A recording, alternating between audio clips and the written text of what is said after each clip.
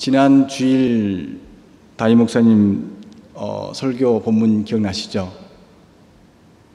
기억난다고 해야 되는데 마태복음 5장에 기록된 팔복의 본문으로 우리를 가르치시다라는 제목으로 설교하셨습니다. 마태복음에는 가난한 사람, 마음이 가난한 사람은 복이 있다. 이 사람은 하나님의 나라가 그들의 것이다. 슬퍼하는 사람은 복이 있다. 하나님이 그들을 위로하실 것이다. 온유한 사람은 복이 있다. 그들이 땅을 차지할 것이다. 의에 줄이고 목마른 사람은 복이 있다. 그들이 배부를 것이다. 자비한 사람은 복이 있다. 하나님이 그들의 자비롭게 하실 것이다. 마음이 깨끗한 사람은 복이 있다. 그들이 하나님을 볼 것이다. 평화를 이룬 사람은 복이 있다. 하나님이 그들을 자기의 자녀라 부르실 것이다. 그를 위하여 박해를 받는 사람은 복이 있다. 하나님 나라가 그들의 것이다. 너희가 나 때문에 모욕당하고 박해를 받고 터무니없는 말로 온갖 비난을 받으면 복이 있다. 이 본문을 제가 잠깐 요약해 드리겠습니다. 사람이 복을 받기 위해서 마음이 가난하거나 슬퍼하거나 온유하거나 의에 줄이고 목마르거나 자비하거나 마음이 깨끗하거나 의를 위해 박해를 받는 것이 아니라 이 모든 것을 위해서 이 모든 것이 복을 받고 내가 무엇인가 얻기를 위해서가 아니라 팔복 그 자체가 하나님을 믿는 인간의 참 모습이다. 그러니까 하나님을 믿는 사람이면 이 팔복의 삶이 그대로 나타난다. 그런 말씀입니다. 자신의 목적이나 복을 받기 위해서 일부러 가난한 삶, 슬퍼하고 온유한 행동 등을 하는 것이 아니라 하나님의 형상을 닮은 참 인간이라면 당연히 그런 삶을 살게 된다. 우리가 천국의 백성, 하나님의 백성으로서 소유욕으로부터 자신을 해방시켜 가난한 사람이 되고 이웃의 아픔과 슬픔을 간직하며 온유한 마음으로 자신을 통제하고 정의를 감망하며 자비로움으로 타인을 이해하며 깨끗하고 순수한 마음으로 하나님의 뜻을 알고 평화를 위해 일하며 하나님의 나라를 위해서 모든 박해와 어려운 시련을 이겨야 된다. 이것이 진정한 인간의 모습이다. 지난주 3분 설교 요약했습니다. 제가 요약한 이유는 여러분들 잘 알다시피 오늘 본문이 마태복음 8복과 우리가 오늘 읽은 사복 사화와 비슷하지만 다른 내용이 있기 때문에 그렇습니다. 우연찮게 본문을 서로 정해놓고 보았더니 목사님은 8복, 저는 사복 사화를 정해서 좀 난감해 했습니다. 제가 더 잘하면 목사님이 좀 힘드실 건데 라는 생각도 했는데요. 어쨌든 간에 이 사복 사화와 팔복은 조금 같아 보이지만 다른 내용이 있습니다. 같다라고 하는 것은 하나님의 나라에 관한 이야기입니다. 마태복음 팔복이 하나님에서 사는 백성들, 인간이 이렇게 사는 모습이다라고 한다면 누가복음 사복에는 사복 사화는 그 나라가 어떤 나라인지 그 나라에 대해서 이야기하고 있다 할 수 있습니다. 한마디로 누가복음의 사복 사화는 하나님 나라의 특징을 말해주고 있습니다. 우리는 모두 천국, 하나님 나라를 소망합니다. 하나님이 주인이며 하나님만이 참 하나님이며 하나님의 말씀이 진리인 나라를 구하면서 나가고 있습니다. 그 하나님 나라는 예수님의 선포처럼 우리에게 임하는 나라입니다. 이 하나님의 나라는 우리가 가는 나라이기 전에 그 하나님의 나라가 우리에게 오는 나라입니다. 우리 가운데, 우리의 삶 가운데 임하는 나라입니다. 임마누엘 하시는 우리 주님이 우리와 함께 하실 때 가능한 그 나라입니다. 우리는 하나님의 나라가 이 땅에 임하기를 기대하고 기다리며 기도하고 있습니다. 그런데 우리가 기다리는 이 하나님의 나라는 궁극적으로 종말을 의미합니다. 종말, 세상의 끝을 의미합니다. 종말의 때는 인간의 힘이 아닌 하나님의 능력으로 세상이 바꾸어지는 것을 말합니다. 인간의 힘으로 세상을 바꿀 수 없을 때, 구원할 수 없을 때, 예언자들의 말로 세상을 바꿀 수 없을 때 하나님이 개입하셔서 그 세상을 바꾸시는 것이 종말이며 하나님의 나라입니다. 하나님의 나라가 임할 때, 그때가 새로운 나라의 시작임과 동시에 세상의 종말을 고하는 것입니다. 그런 의미에서 사복사화는 하나님의 나라를 선포하고 있으며 세상을 향한 종말의 때를 선포하고 있습니다. 세상의 종말은 어떤 세상입니까? 세상의 종말은 어떤 세상입니까? 바로 뒤바뀌는 세상, 역전되는 세상입니다. 사복사화는 단순히 레위기나 신명기에 있는 축복과 저주의 선포가 아닙니다. 이렇게 하면 복을 받고, 이렇게 하면 저주를 받는다, 이렇게 하면 너희가 하나님께 은혜를 받고, 이렇게 하면 하나님으로부터 저주가 임한다, 벌이 임한다, 이것이 아닙니다. 그러므로 사복사화는 흔히 말하는 대로 가난해지면 복을 받고 부하면 저주받는 그런 내용을 넘어서는 하나님의 특별한 말이 있는 것입니다. 요즘 프로야구가 볼만합니다. 저는 프로야구를 처음부터 끝까지 다 보지는 않고요, 결과만 봅니다. 원래 성격이 급해서 결과만 주로 봅니다. 프로야구 1위가 어느 팀이죠? 역시 말씀만 보시냐고 TV를 안 보시니까 기아가 1등입니다. 단연 지금 한 번도 자리를 뺏기지 않고 1위를 하고 있습니다. 기아 타이거즈라고 하는데 옛날에는 해태 타이거즈였죠. 여러분들 해태 타이거즈 하면 떠오르는 선수들 있죠. 누굽니까? 김봉현, 김성한, 한대화, 선동열 등 무수한 선수들이 있었습니다. 이 사람들이 해태를 이끌었죠. 지금 선수들은 저도 잘 이름은 기억하지 잘 안 되지만 하여튼 정말 잘하고 있습니다. 작년 같으면 해태가 이기고 있다가도 질 것 같아서 사람들이 근심하고 초조하고 그렇게 봤습니다.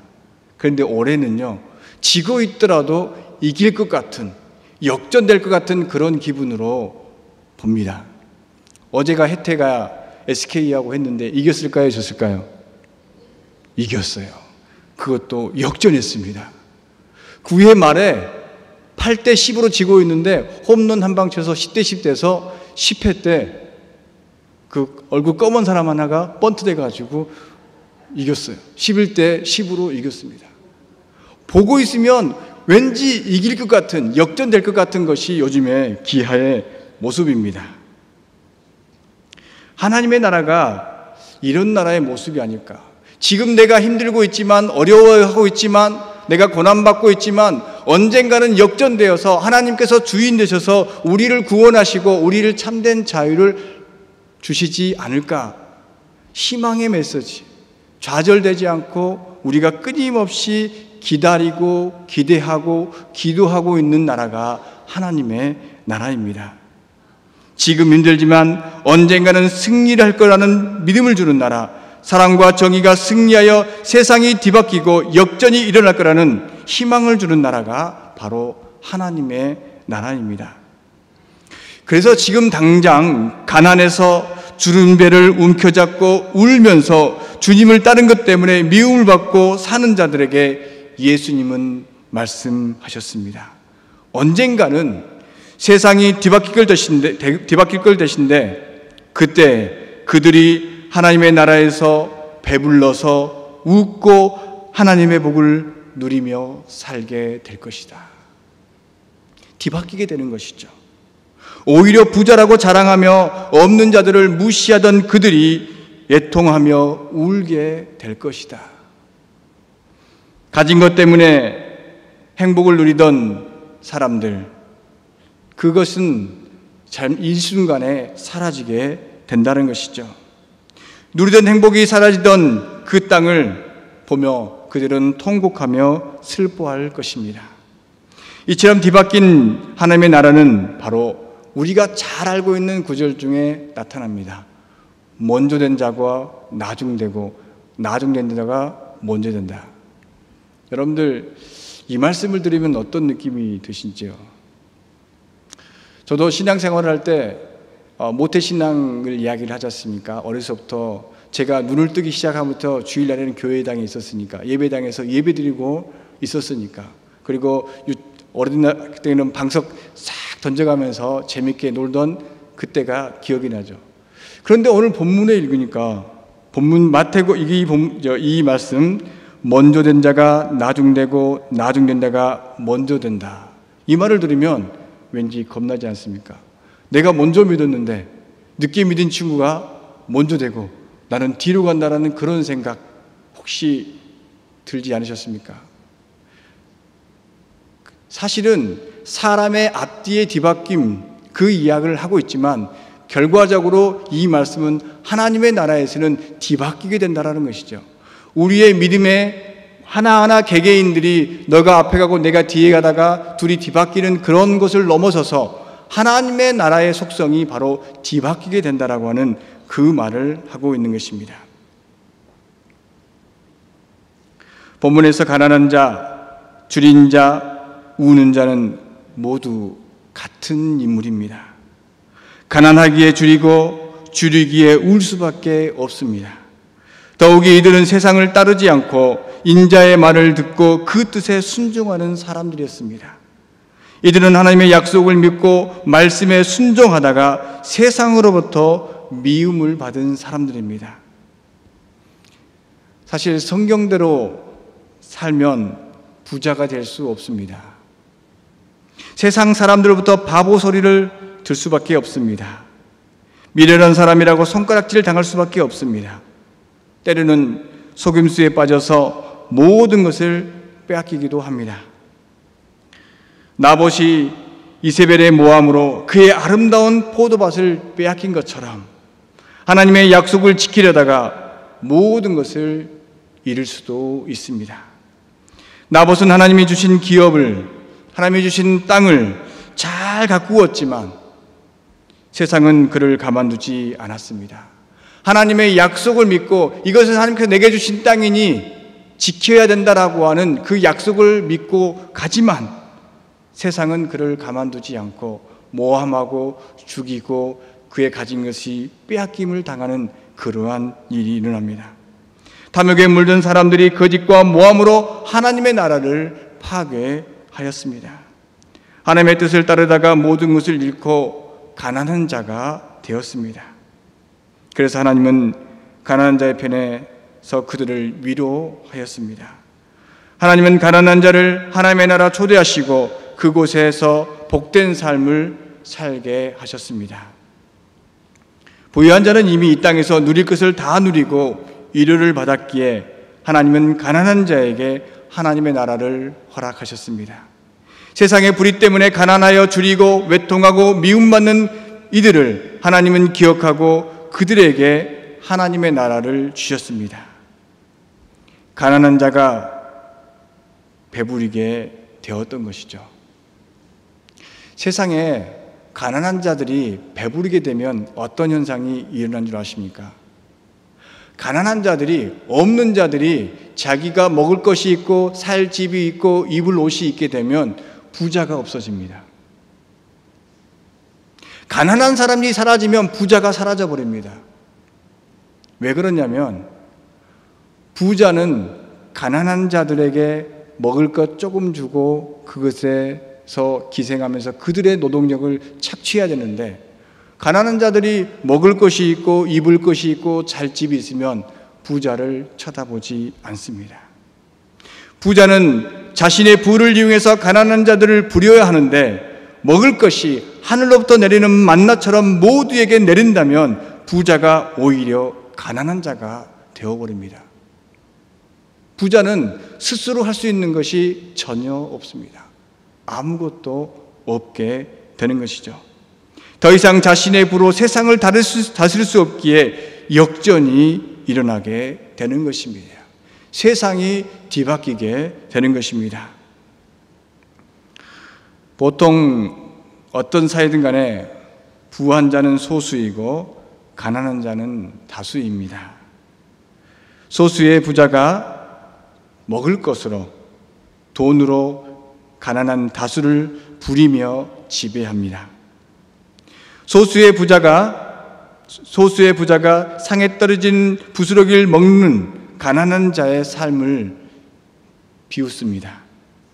그러나 주님은 오병이어와 칠병이어의 기적으로 가난한 자들이 세상의 부를 바라보지 않고 하나님의 나라를 바라보게 하셨습니다. 하나님께서 오병이어와 칠병이어 그리고 하늘의 만나를 주므로 부자를 바라보지 않고 세상을 바라보지 않고 물질을 바라보지 않고 하나님의 나라를 바라보게 하셨습니다. 그러므로 하나님의 나라 선포는, 하나님의 나라의 임재는 부자에게 종말을 고하는 것과 동시에 가난한 자에게는 새로운 나라를 이루는 것입니다. 하나님의 나라는 돈으로 살 수 없습니다. 그러하기에 하나님의 나라는 가난한 자의 것입니다. 돈으로 살 수 있다면 이 가난한 자가 하나님의 것이 아니라, 하나님의 나라의 것이 아니라 부자가 하나님의 나라를 소유할 것입니다. 그러나 하나님의 나라는 돈으로 살 수 없기에 가난한 자의 것입니다. 가난한 자에게 하나님의 나라는 주어집니다. 오늘 본문이 그렇게 말을 하고 있습니다. 20절에 뭐라고 말씀하고 있습니까? 너희 가난한 자는 복이 있나니 하나님의 나라가 너희 것이며. 돈으로 살 수 없기에 하나님께서 가난한 자들에게 하나님의 나라를 주고 있는 것입니다. 성령을 돈으로 살 수 없듯이 하나님의 나라도 돈으로 가질 수 없습니다. 하나님의 나라에서는 물질이 지배하는 세상이 아닙니다. 하나님의 나라는 물질이 아닌 하나님의 정의가 살아서 평화와 생명이 넘치는 나라입니다. 그렇다면 하나님의 나라는 어떻게 뒤바뀌고 어떤 것이 역전되는 모습으로 나타나야 하겠습니까? 먼저는 세상의 것을 소유하려 하지 않고 하나님의 나라에서 살려고 합니다. 소유로 가지고 내 것으로 만들어서 사는 것이 아니라 그저 그곳에서 살아가는 것입니다. 이 세상의 주인이 인간이 아니라 하나님임을 고백하며 살아갑니다. 이 세상을 내 욕망으로 채우는 도구로 사용하는 것이 아니라 하나님의 영광과 인간의 참된 행복을 위해서 하나님께서 허락하신 선물로 보게 되는 것입니다. 이 세상의 것을, 저것을 내 것으로 만들어야겠다, 내 소유로 만들어야겠다, 내 창고를 헐고 더 많이 쌓아야겠다가 아니라 저 모든 것은 하나님께서 내게 허락하신 것이지만, 내게 선물로 주신 것이지만 내 것은 아니다. 하나님께서 주신 것으로 하나님께 영광을 돌리며 모든 인간이 참된 행복을 누려야 하는 것이다. 이렇게 바라보게 된다는 것이죠. 그래서 사람이 인간으로서 하나님의 창조 안에서 하나의 피조물로 살아가는 길을 보게 되는 것입니다. 그 속에서 하나님의 나라가 이 땅에 이루어짐을 깨닫게 됩니다. 이기심으로 가득 찬 세상을 뒤바꾸는 종말을 경험하게 되는 것입니다. 세상의 왕을, 세상의 권력을 두려워하는 것이 아니라 하나님의 권세가 살아있어서 움직이는 것을 보게 되는 것입니다. 하나님을 심판의 하나님으로 두려워하는 것이 아니라 생명을 사랑하시는 하나님으로 알며 세상을 새롭게 나아가는, 바꾸어가는 그 삶에 동참하게 되는 것입니다. 두 번째로 삶의 기준이 바뀌게 됩니다. 삶의 기준이 바뀌게 되는 것입니다. 지금까지 최고라고 여겼던 것이 보잘것 없어지고 보잘것 없던 것이 가장 중요하게 되는 것입니다. 한마디로 건축자의 버린 돌이 모퉁이 돌이 되는 것입니다. 세상 사람들은 필요 없다. 건축자는 이제 이건 쓸모없구나. 집을 짓는데 아무런 필요가 없다. 버린 그 돌이 오히려 마지막 때 모퉁이 돌이 되는 것입니다. 사람들이 최고로 여긴 것을 아름답게 집을 짓지만 결론적으로는 모퉁이 돌이 빛나게 되는 것처럼 삶의 기준이 바뀌게 되는 것입니다. 지금 이 시대의 세상이 가장 중요한 것이 무엇입니까? 돈이며 경제며 자본입니다. 돈이면 정치도 흔들 수 있습니다. 돈이면 정의도 속일 수 있습니다. 돈이면 우리가 가지고 있는 정보, 이 정보도 바꿀 수 있습니다. 하나님의 나라는 이러한 만몬신을 무너뜨리며 탐욕의 신을 쫓아내며 거짓의 신을 벌하십니다. 하나님의 정의와 평화 그리고 생명을 소중히 여기는 나라, 그런 나라, 역전되는 나라가 하나님의 나라입니다. 하나님이 사랑하시는 것을 사랑하고 하나님이 귀하게 여기는 것을 귀하게 여김으로 하나님의 형상대로 사는 나라, 그런 나라인 것입니다. 세상의 약자를 귀중히 여기며 스스로 살아갈 수 없는 이들을 향해 손을 내밀게 되는 것입니다. 세상이 보지 않는 눈으로 세상을 보며 세상이 생각하지 않는 마음으로 세상을 대하게 됩니다. 이 기준이 바뀔 때 하나님의 나라를 보며 하나님의 나라를 이루어가는 것입니다. 또 마지막으로 선지자의 말을 듣게 됩니다. 선지자의 말. 종말은 선지자의 말을 듣지 않을 때 하나님께서 개입하셔서 뒤바꾸는 나라입니다. 선지자들이 뭐라고 말합니까? 가난한 자를 보살펴라, 정의를 세워라, 그리고 서로 사랑하라고 선지자들이 부단히 더 외치게 됩니다. 그러나 종말의 때에는 귀가 닫혀서 선지자의 말을 듣지 않습니다. 정의를 외친 선지자의 말을 듣지 않습니다. 그러나 이 종말의 때 하나님께서 바꾸시는 그때에 선지자의 말이 들리게 됩니다. 안식일이 인간을 위한 안식일이 되고 안식년과 희년이 땅에 쉼을 주므로 세상을 아름답게 만들어가고 평화롭게 만들어가게 되는 것입니다. 그래야 모두가 행복한 세상이 됩니다. 선지자의 말을 듣지 않을 때 종말이 오지만 그 종말에 하나님께서 뒤바꿈으로 통해서 선지자의 말을 듣게 되고 하나님의 음성을 듣게 되고 하나님께 순종하게 되는 것입니다. 그곳이 하나님의 나라가 임하게 되는 것입니다. 이거는 원래의 자리로 되돌아가는 것입니다.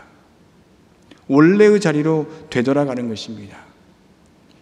제가 제목을 역전이라고 했지만 원래의 자리로 돌아가는 것, 어그러지고 잘못되어져 있는 그 세상에서 하나님께서 만드신 창조의 세상으로 원래대로 바꾸어가는 것, 그것이 하나님의 나라인 것입니다.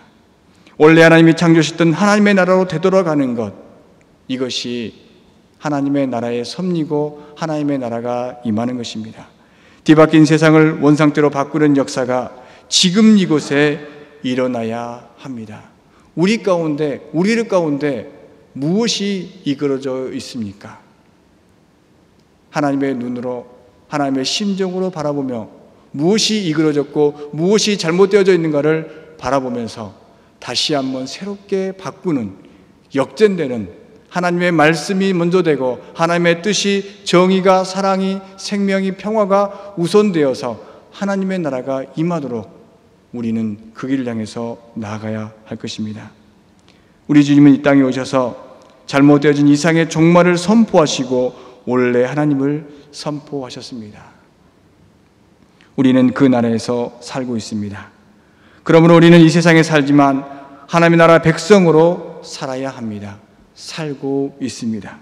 세상의 기준이 아닌 하나님의 눈으로 세상을 보며 살아야 합니다. 세상의 소리가 아닌 하나님의 음성에 귀 기울이며 살아야 합니다. 우리는 하나님의 백성이기 때문입니다.